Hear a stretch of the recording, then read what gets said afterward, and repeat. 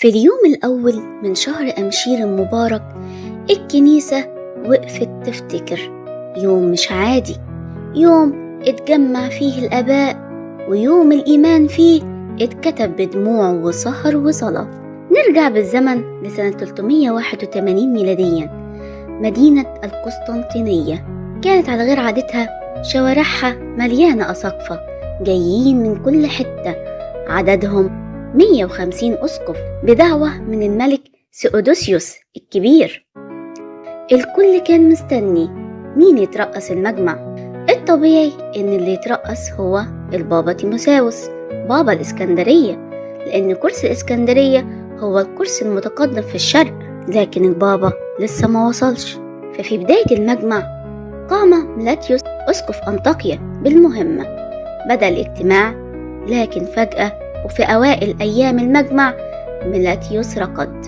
القاعة سكتت، حزن ودهشة ومسؤولية تقيلة.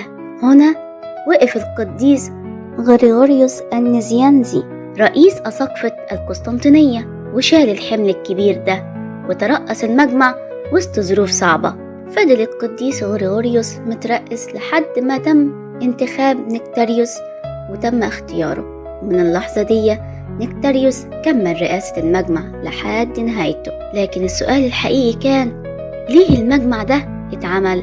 الكنيسة كانت موجوعة، مش اضطهاد بس، لكن أفكار غريبة دخلت وشوهت الإيمان. المجمع جه يكمل اللي بدأه مجمع نقيا الأول سنة 325 ميلاديا، ويقف قصاد 3 هرطقات خطيرة.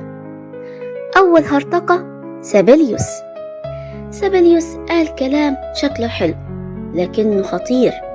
قال إن الآب والابن والروح القدس مش 3 أقانيم، ده أقنوم واحد بياخد 3 أسماء، مرة يظهر آب، ومرة تانية ابن، ومرة تالتة روح القدس. آباء المجمع وقفوا بحزم وقالوا له لا خلط ولا هدم لخصائص الأقنومية، وأكدوا الإيمان الصحيح، إله واحد مثلث الأقانيم بوحدانية حقيقية وثالوث حقيقي من غير تناقض. تاني هرطقة مقدونيوس أسقف القسطنطينية، واللي اتسمى عدو الروح القدس. قال إن الروح القدس مخلوق ومش إله ومش مساوي للآب والابن.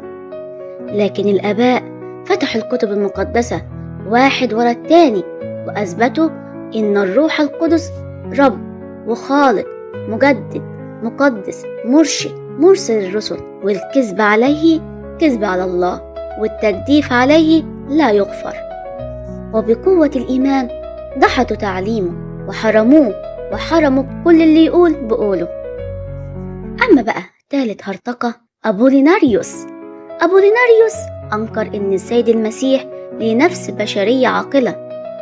قال إن اللوغوس حل محل النفس، يعني مسيح بطبيعة بشرية ناقصة.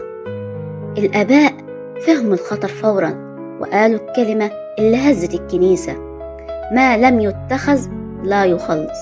لو المسيح ما أخدش طبيعتنا كاملة يبقى الفداء ناقص.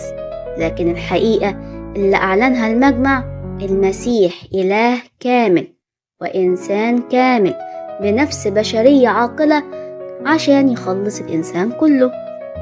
وما وقفوش عند كده، المجمع أدان كل الهرطقات اللي كانت منتشرة: الأفنوميين، الأنوميين، الأريوسيين، نصف الأريوسيين، محاربي الروح القدس، السابيليين، المرقلوسيين، الفوتينيين، والأبولينياريين.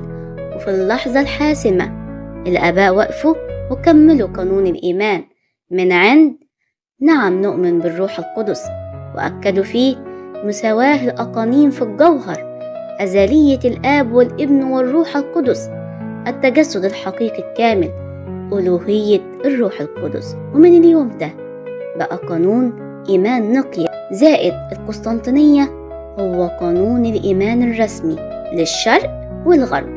وفي آخر المجمع الكنيسة طلعت أقوى، والإيمان اتكتب بدموع القديسين سهروا علشان يسلموه نقي.